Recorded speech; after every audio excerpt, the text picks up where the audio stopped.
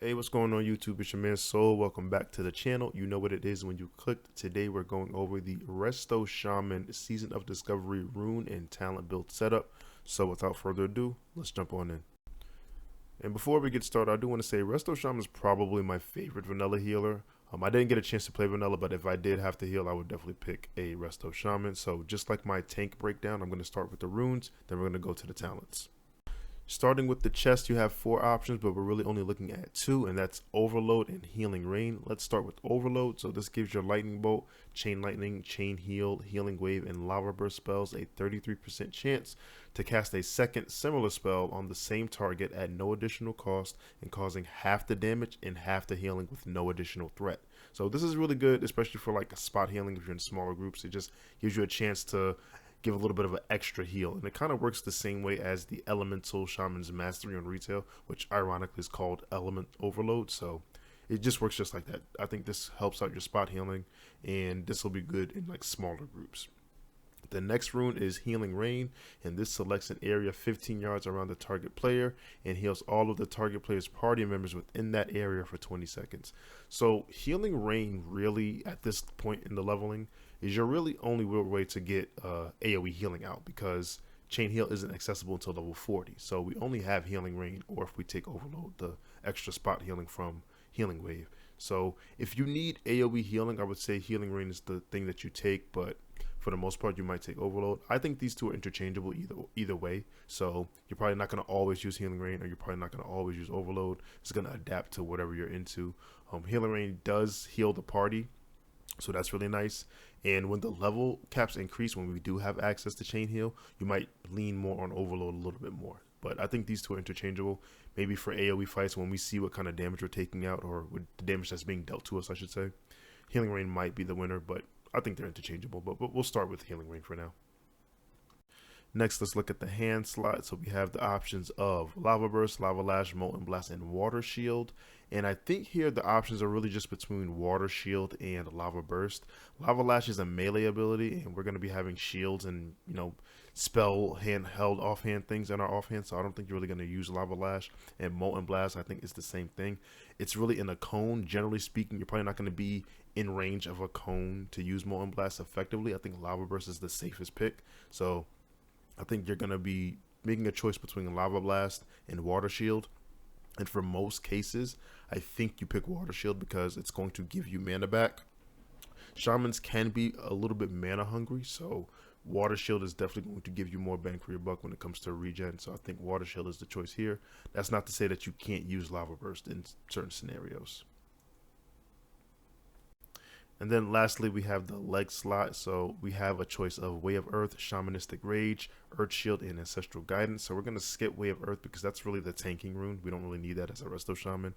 And I think there's a fair merit for the next 3. So Shamanistic Rage gives you a really strong DR. It gives you a 20% DR. Now, the last time we saw Shamanistic Rage, I think it was a 1 minute cooldown. So if it's the same Shamanistic Rage that's a 1 minute cooldown, then this is a really potent DR. 20% every 1 minute is almost like a bark skin, and it gives you mana for every second for 15 seconds. And it's equal to 15% of your attack power, spell power, or your healing power. So this is a nice little mana regen tool on top of being a nice DR, which Shamans I don't think have.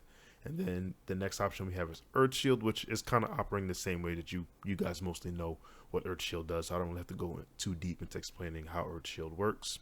One thing I do want to know, Earth Shield might be more favorable if your tank is having issues, because Earth Shield threat, at least in the way it worked in Classic, or Vanilla I should say, was that when Earth Shield healed, the healing threat went to whoever the Earth Shield was on. So if it's on the tank gets a little bit of extra threat boost. I don't think that's like the end all be all, like you should always pick Earth Shield for that, but it's a nice little tidbit.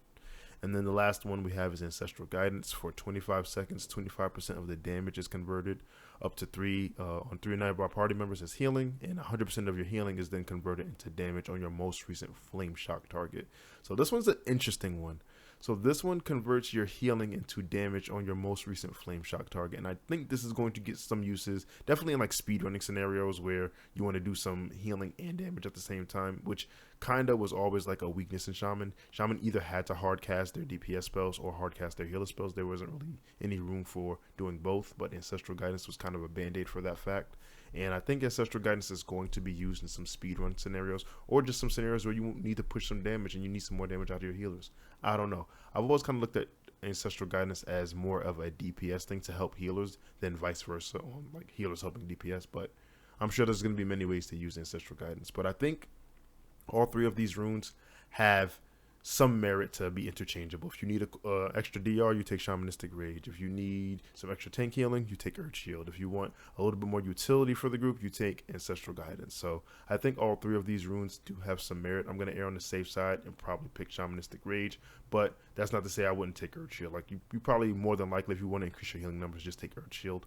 So actually, I'm going to switch that. Instead of Shamanistic Rage, let's do Earth Shield. But I see merit for Shamanistic Rage and for Ancestral Guidance. And that's it for the runes. Now let's go to the talents. So for the talents, you have to remember that we still only have 25 talent points to work with, or not 25, up to level 25. So we don't have a lot of talent points to work with. So I think for Resto Shaman, I think it's pretty clear that you want Improved Healing Wave and Tidal Focus. This is going to reduce the mana cost of your spells by 5%, and it's going to shorten the cast time of your Healing Wave by a half a second. I think these two are really potent, especially Tidal Focus, because, like I said before, Resto can be pretty mana hungry. So reducing your healing, the mana cost of your healing spells by 5%, I think really goes a long way. For the next tier, I think Ancestral Healing is really, really good. Your critical heals giving a armor proc on your tank is really, really strong, especially if it's 25% of the armor value. We've seen all of the armor values that tanks are getting in my tank stream, so a lot of them are getting increased armor values. So Ancestral Healing to me was always a really good talent just to help tank survivability. Once again, we don't know how hard these things are going to be hitting, so I think Ancestral Healing is just a really strong talent. The next couple of talent points are pretty interchangeable in my opinion. Remember, we only have 3 talent points to work with left because we're already at level 22.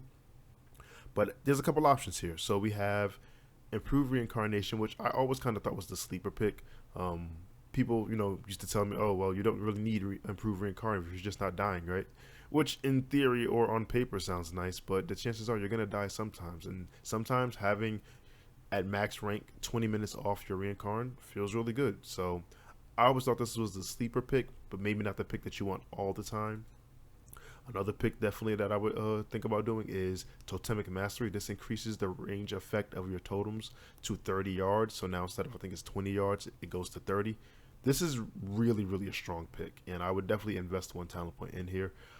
Even though you don't have access to a lot of totems at level 25, I think you have enough of a variety where you want the increased range on Totemic Mastery.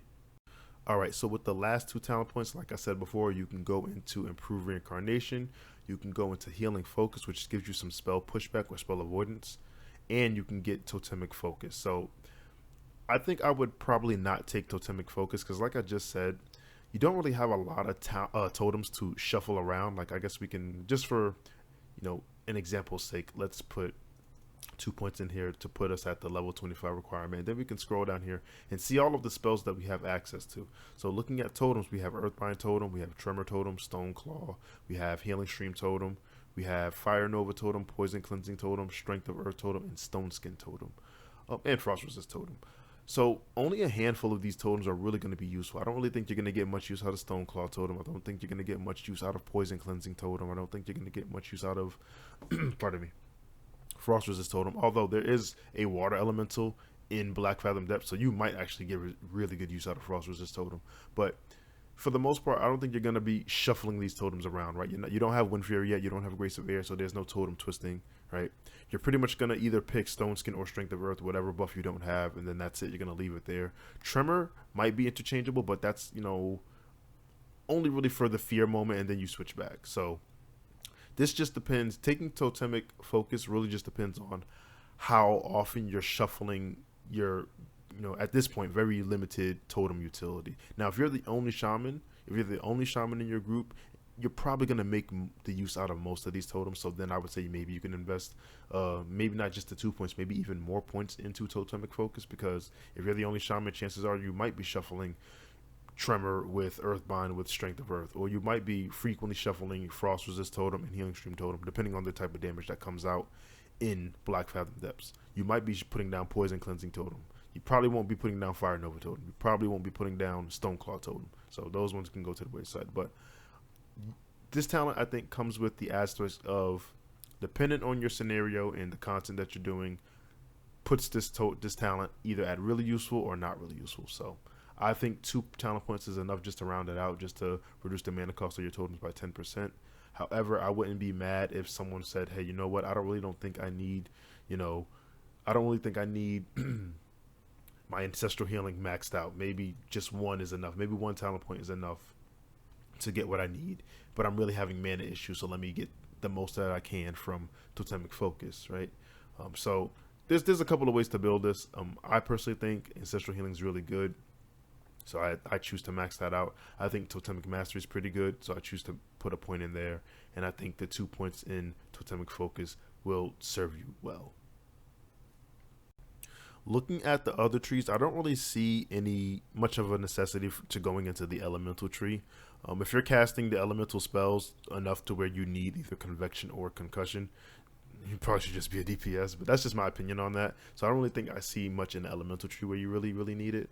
Not at level 25 anyway. In the enhancement tree, there's an argument that can be made for ancestral knowledge early on to increase your maximum mana by 5%, but your mana pool really isn't that high at level 25. At least that's what we're assuming, because you're not going to have a crazy amount of intellect on gear. Who knows, you might. But at any rate, this isn't really a super strong talent to begin with. But again, if you're having mana conservation issues, the extra 5% could, maybe be more beneficial to you than, let's say, Totemic Mastery. So you might put some point, you might can allocate some points there, and then you could do something like this where you have Improve Healing Wave, Tidal Focus, Ancestral Knowledge, and then you put that final point to cap off 25 in Totemic Mastery. Some people even might say, I don't need Improved Healing Wave. You know what? I don't need the improved cast time. It'll be fine, at whatever rank. Let's check it out real quick. At rank 5 Healing Wave, it's a 3-second cast. It turns into a 2.5-second cast. Some people may say, I don't really need that. 3 seconds is a long time. I will say that 3 seconds is a pretty decent cast time. So I would say you probably want to take Improved Healing Wave, but who knows? Some people say, you know what? I don't even need it. I won't even cast Healing Wave. I'll cast Lesser Healing Wave. There's many different justifications for not taking Improved Healing Wave. I like it, but this is something you could do, where you get the maximum mana increase, the shortened cast time on Healing Wave, the mana cost reduction on your healing spells, and you get increased range on your totems. So this is another build that you could use as a Resto Shaman for the level 25 cap. And that's really it. I mean, I think Shamans, both their runes and their talent builds, are pretty interchangeable. Like, you aren't stuck just running the same runes or the same talent builds every time. There probably is going to be a cookie cutter build that you can use and just give a general overall beneficial value. But I think Shamans are pretty flexible, especially in their rune slots. Like, you don't always run Healing Rain. Overload is definitely going to be a thing. You don't always have to run Water Shield to get a little extra damage. Lava Burst might be a thing. And you don't always have to run Earth Shield. You might want to run Shamanistic Rage for the extra DR, or Ancestral Guidance for a little bit more utility. So I think Shamans are in a pretty good spot. I think they're very flexible when it comes to their talent builds and their runes. And I think you're going to see a lot of Resto Shamans, especially because Healing Rain and Earth Shield are in the game. But that's really it for the video, guys. Thanks again for watching. If you like what you saw, please consider liking and subscribing. It helps the channel grow greatly. And I'll catch you on the next one. You guys have been great. I've been Soul, and I'm out. Peace.